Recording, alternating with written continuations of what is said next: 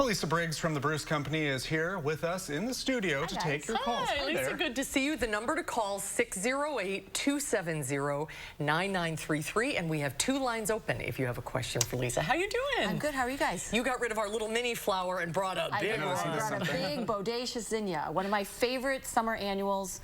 As long as you deadhead, so that means removing the spent flowers, it'll keep blooming all summer long. Beautiful. Great colors, just, yeah. Is the maintenance pretty low then, other than that? It is full sun, you know, keep it watered, but they're pretty easy. All right, very good. Let's go ahead and go to the phones, and we'll start with Julie in Madison. Hi, Julie. What's your question? Hi, Lisa. Nice to see you. I have a question why my aloe plant tips keep turning brown and then eventually the whole stem will turn yellow. I would suspect, Julie, by that description that it's probably an overwatering issue. So aloes are like cactus, and so you really want to be careful with the watering, especially when it gets hot like this. Plants might be using less water at this time of year. So Less make water? sure that it Maybe. dries thoroughly between waterings. Okay, like maybe once a month? It might even be once a month, depending on how big the pot is, yes. Okay. All right, thank you for calling today. Well, up next we have Chris. Chris, what's your question? Hi, my name is Chris. How are you? Hi, go ahead. well. Thanks for calling. What's your question? Well, I have an assortment, a large assortment of lilies growing in my yard, front yard, backyard, side yard. They're all over the place. The problem is they come to a full head. The heads just get to the point where they're ready to bloom and burst open, and the deer come in and they munch them all down. I had that. Is there anything I can do to prevent this from happening in the future, as in like other plantings or something like that? I had that problem when I lived in Sheboygan. They'd come right up to the front window of the house, and we could be in there, and they just like bite them right off. So what you need to do, the best thing to do is to use a repellent. And for deer, I find that the spray repellents work the best. Don't spray it on the plants because a lot of times they'll stain, but kind of do the edge of the bed where your lilies are.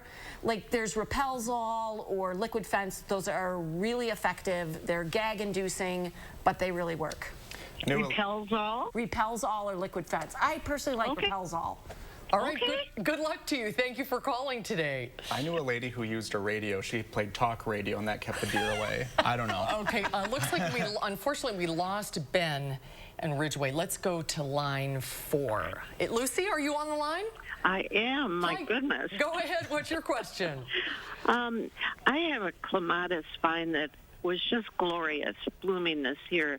I'm wondering if there's a way to keep that vine blooming through the summer, or if it's just plain finished now. It's plain finished now. A lot of perennials have a season of flowering. So they comes on and they'll flower for a few weeks. Some things, you know, a little bit longer, some things a little bit less. So just enjoy it while you have it, and then maybe fill out your bed with some things that bloom at different times so that you have what we call, you know, a perennial bloom, perennial color. Oh, thank you. You're welcome. Thank you. Thank you for calling. All right, Kurt from Sauk City, what's your question? Hello? Hi, Hi, Kurt. Kurt. Go ahead, you're on. What's Hi. your question? I just have a question about hostas. Is it best to transplant them in the fall or in the spring? Either time. You just don't want to do it while they're flowering. Hostas are really resilient. So once it's done flowering, dig it out, have a really sharp shovel, that is the key, and just slice it into parts and then replant. All right, thank you. Very good. You're welcome. Hey, Marlene from Edgerton, what's your question? Yes, I was wondering, Lisa, if you could advise us as to what we might do with a crabapple tree. We've had it for 25 years, but little by little it's been dying. We're just wondering if we should trim the branches off and hope for the best, or just take it out, and when we should trim it if possible.